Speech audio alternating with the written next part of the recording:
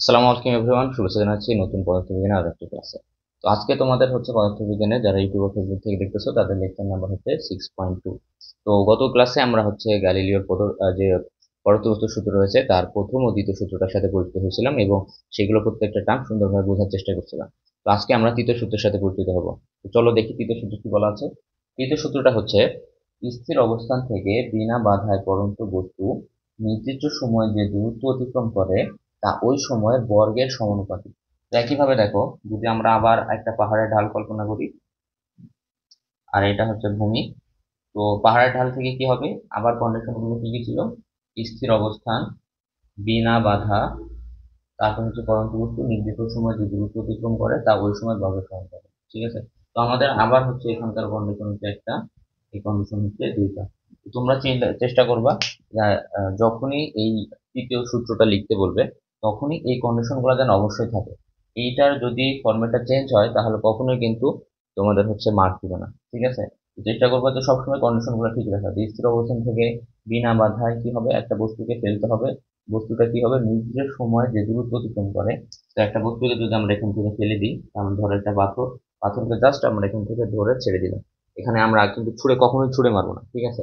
আমরা জাস্ট এখান থেকে এইভাবে ধরে রেখে ছেড়ে দিব, যাতে তার আদিবেগ কত থাকে, শূন্য থাকে।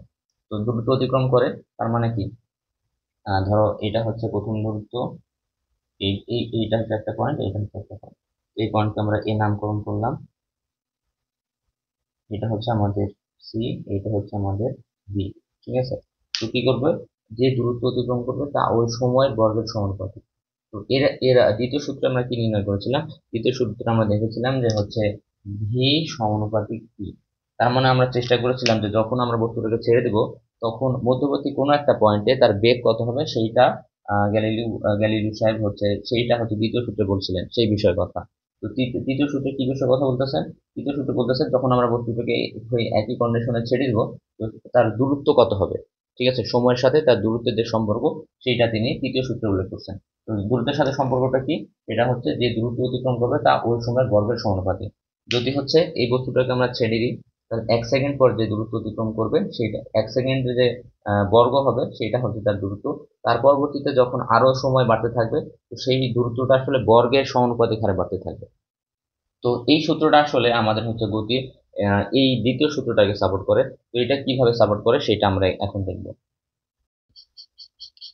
চলো আমরা সূত্রটা লিখে ফেলি। h equals to UP plus half AP square. দেখো এই সূত্রটা থেকে আমরা কিভাবে আমরা হচ্ছে এটাতে আসতে পারি। তো আমরা আগেই বলেছিলাম যে যখন আমরা, এটা হচ্ছে গতির সমীকরণ ছিল, যখন পরন্ত বস্তুর সূত্র আসবে তখন আমরা এ কে জি দ্বারা রিপ্লেস করবো। এ কে জি দ্বারা কেন রিপ্লেস করব? কারণ উপর থেকে যদি কোনো একটা বস্তুকে ছেড়ে দিই সেটাও হচ্ছে সময়ের সাথে সাথে বেগটা বৃদ্ধি পায়। আবার একইভাবে যখন আমরা হচ্ছে কোনো গাড়িকে স্থির অবস্থা থেকে যাত্রা শুরু করে তখনও সময়ের সাথে সাথে তার বেগটা বৃদ্ধি পেতে থাকে। খুব অল্প সময়ের জন্য হলেও অবশ্যই তাকে বেগটা বৃদ্ধি করতে হবে। তো তখন দেখা যাচ্ছে তখন একটা ত্বরণের উদ্ভব হয়, পরন্ত বস্তুর ক্ষেত্রে একটা ত্বরণের উদ্ভব হয়, এই কারণে আমরা একে জি দ্বারা রিপ্লেস করব। আর একইভাবে এর আগে হচ্ছে যে দূরত্বটা অতিক্রম করে সেই গাড়ির ক্ষেত্রে, একটা গাড়ি যে দূরত্ব অতিক্রম করে সেটাকে আমরা এস দ্বারা প্রকাশ করি। আর যখন হচ্ছে পড়ন্ত বস্তু উপর থেকে নিচে পড়ে তখন সেটাকে আমরা হাইট হিসেবে ধরি এবং এইচ দ্বারা প্রকাশ করি। সুতরাং এস কে আমরা এইচ দ্বারা লিখছি। এটা জাস্ট তোমার হচ্ছে একটা ফর্মালিটিস, এটা তুমি লিখতে পারো। এইচ দ্বারা যেহেতু প্রকাশ করা হয় সুতরাং এইচ দ্বারা আমার জন্য লেখা ভালো, তবে আমি মনে রাখার জন্য এটা তোমাদের বলে দিলাম। যেহেতু ত্বরণকে, এটা পরবর্তীতে তোমরা বুঝতে পারবা যে কেন একে জি দ্বারা রিপ্লেস করছি। ঠিক আছে। চলো এই দুইটা হচ্ছে মেনটেন করার পর আমাদের সূত্রটা কি আসে দেখি। H equals to UT plus half G square. ঠিক আছে। তো এখন দেখো কন্ডিশন গুলা দেখি, কন্ডিশন গুলো দেখে আমরা হচ্ছে মান বসাবো। প্রথম হচ্ছে স্থির অবস্থান। স্থির অবস্থান মানে কি? আদিবেগ শূন্য। আদিবেগ ইকুয়ালস টু শূন্য প্রথমটার কারণে, যে স্থির অবস্থান থেকে বিনা বাধায়। তার মানে কি, একইভাবে এখানে বাতাসের যে বাধাটা সেটার কাউন্ট হবে না। বাতাসের বাধা এটা বাদ। ঠিক আছে। তো পরমাণু বস্তু নির্দিষ্ট সময় যে দূরত্ব অতিক্রম করে, দূরত্বটি এখানে h দ্বারা প্রকাশ করা হচ্ছে, অতিক্রম করে তা ওই সময় বর্গের সমানুপাতিক হবে। তো যেহেতু ইউ শূন্য, সুতরাং এই পুরা টার্মটা কি হয়ে যাবে, শূন্য হয়ে যাবে। তখন আমাদের সূত্রটা দাঁড়াবে হাফ গুণিত জি গুণিত টি স্কোয়ার। তো দেখো এই জি আর হাফ এই দুইটা হচ্ছে মান কনস্ট্যান্ট, ঠিক আছে। জি এর মান কত? জি এর মান হচ্ছে ideally 9.8 metre per second square. তো এই দুইটা যেহেতু কনস্ট্যান্ট, সুতরাং এই কনস্ট্যান্টকে যদি তুলে দিই তাহলে সমান চিহ্নের পরিবর্তে আমরা কি প্রপোর্শনাল সাইনটা ব্যবহার করতে পারি, ঠিক আছে। তো আমরা এখন কনস্ট্যান্টটা তুলে দিব, তুলে দিলে কি আসবে, প্রপোর্শনাল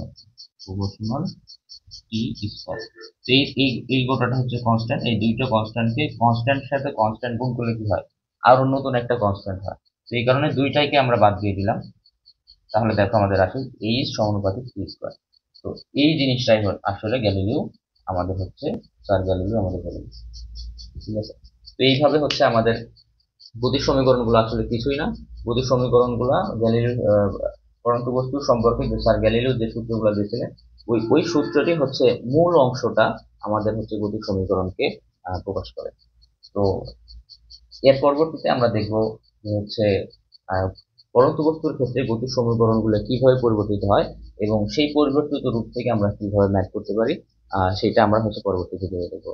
তো আজকের মতো এই পর্যন্তই, সবাইকে ধন্যবাদ জানিয়ে আমি আজকের মতো শেষ করতেছি। আসসালামু আলাইকুম।